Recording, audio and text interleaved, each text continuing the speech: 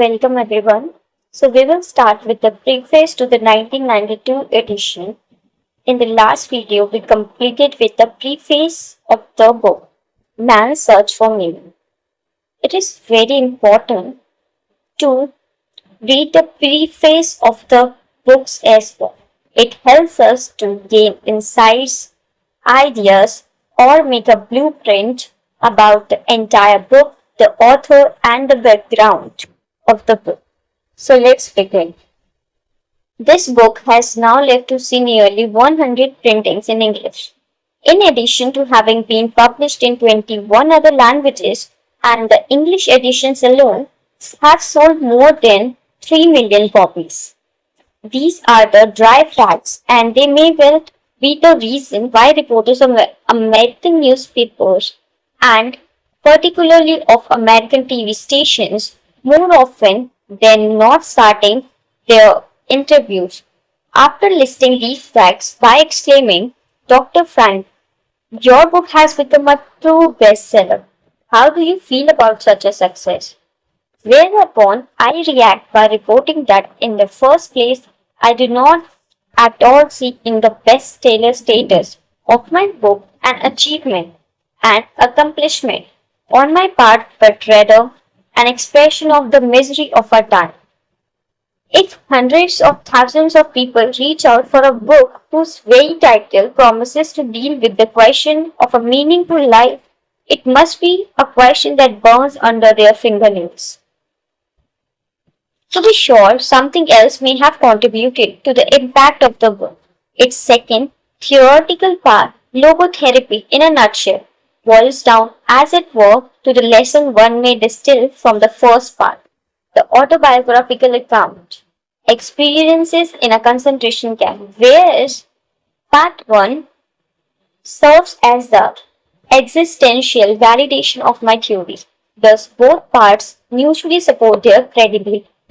I had none of this in mind when I wrote the book in 1945, and I did so within 9 successive days, and with the firm determination that the book should be published anonymously. In fact, the first printing of the original German version does not show my name on the cover. Though at the last moment, just before the book's initial publication, I did finally give it to my friends who had urged me to let it be published with my name, at least on the title page. At first, however, it had been written with the absolute conviction that, as an anonymous opus, it could never earn its author literary fame. I had wanted simply to convey to the reader, by way of a concrete example, that life holds a potential meaning under any conditions, even the most miserable ones. And I thought that if the point were demonstrated in a situation as extreme as that in a concentration camp, my book might gain a hearing. I therefore felt responsible for writing down what I had gone through, for I thought it might be helpful to people who are prone to despair. And so, it is both strange and remarkable to me that among some dozens of books I have authored, precisely this one, which I had intended to be published anonymously so that it could never build up any reputation on the part of the author, did become a success. Again and again, I therefore admonish my students, both in Europe and in America, don't aim at success. The more you aim at it and make it a target, the more you are going to miss it. For success, like happiness, cannot be pursued. It must ensue, and it only does so as the unintended side effect of one's dedication to a cause greater than oneself, or as a byproduct of one's surrender to a person other than oneself. Happiness must happen, and the same holds for success. You have to let it happen by not caring about it. I want you to listen to what your conscience commands you to do and go on to carry it out to the best of your knowledge. Then you will live to see that in the long run, I say, success will follow you precisely because you had forgotten to think of it.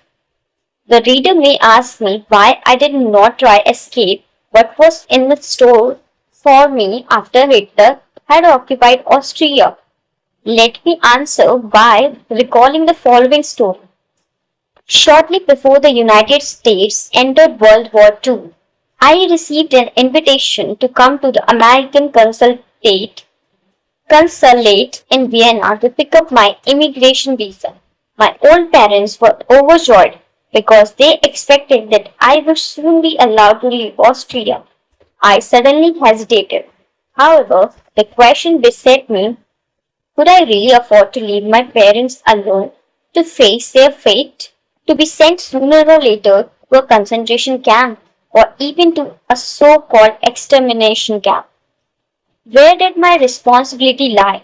Should I foster my brainchild, logotherapy, by emigrating to fertile soil where I could write my books? Or should I concentrate on my duties as a real child, the child of my parents who had to do whatever he could to protect them? I found it a problem this way and that, but could not arrive at a solution. This was the type of dilemma that made one wish for a hint from heaven, as the phrase goes.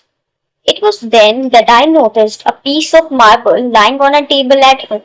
When I asked my father about it, he explained that he had found it on the site where the National Socialists had burned down the largest Viennese synagogue. He had taken the piece home because it was a part of the tablets on which the Ten Commandments were inscribed. One gilded Hebrew letter was engraved on the piece.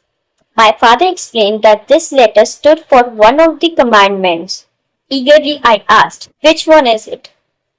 He answered, honor thy father and thy mother, and thy days may be long upon the land.